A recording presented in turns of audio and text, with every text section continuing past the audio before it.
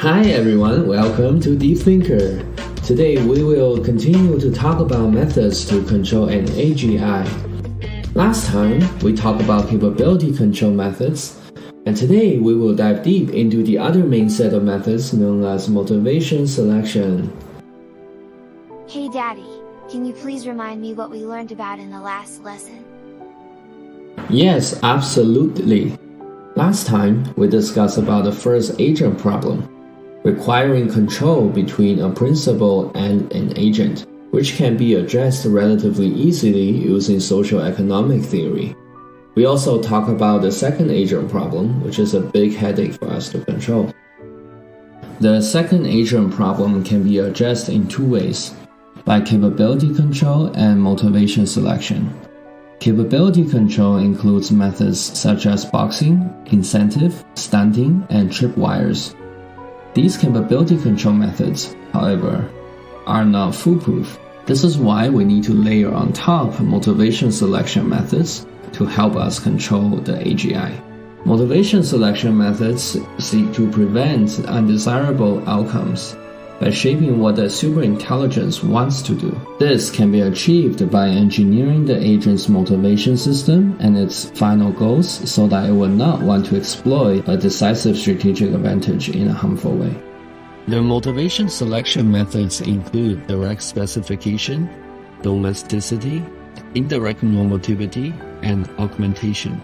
Direct specification involves explicitly defining a set of rules or values that will cause the agent to act safely, and take in the form of rule-based and consequentialist approaches. A rule-based approach involves specifying the exact rules that the robotic system needs to follow. Asimov's 3 laws of robotics is a famous example of this.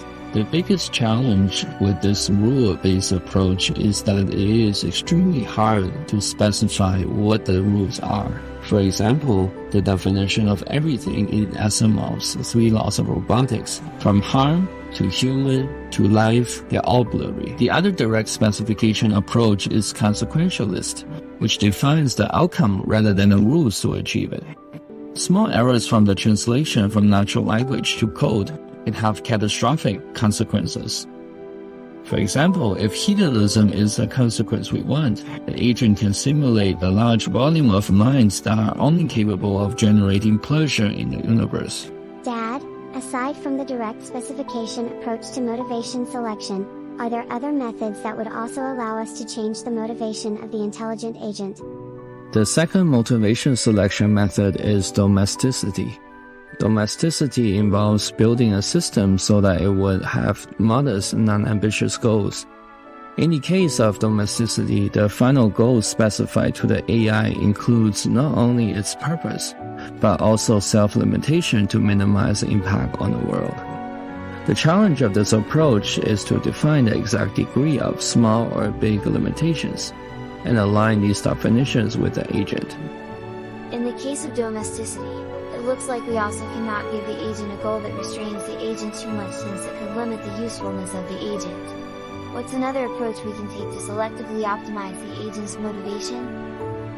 The third motivation selection method is indirect normativity, which indirectly formulates criterion that is referenced by the AI as it discovers its values. This involves specifying a process for the agent to derive standard rules or goals by itself. An example is to give a final goal of achieve that which we would have wished the AI to achieve if we had thought about the matter long and hard. This method might actually work well since the AI will use its intelligence to find the human goals with this indirect specification. The fourth motivation selection method is augmentation. We will first start with a system that already has an acceptable motivation, and enhance its cognitive abilities to be superintelligent. The challenge with this approach is that we can hardly keep up with the iterative agent as it evolves quickly, and its values may be corrupted through these iterations. Today we have done a deep dive into motivation selection as a second method to solve the second principal agent problem. Within motivation selection, we have talked about direct specification, domesticity, indirect normativity, and augmentation. While none of the motivation selection or capability control methods are perfect, we absolutely need to leverage the combination of them, the development of artificial general intelligence, in order to maximize the chance of a smooth species transition between Life 2.0 and 3.0. Perhaps human beings are meant to be a transitory species, but right now we are at an important junction, and what we do right now will have a tremendous magnifying effect on the path of consciousness going forward in the universe. Please spread this knowledge to your friends, and together we will equip humanity with the necessary knowledge to spawn the next greater species of intelligence safely. Thank you for watching the video today. If you enjoyed the content, please don't forget to give this video a thumbs up and also check out other videos in the Deep Thinker channel. See you next time.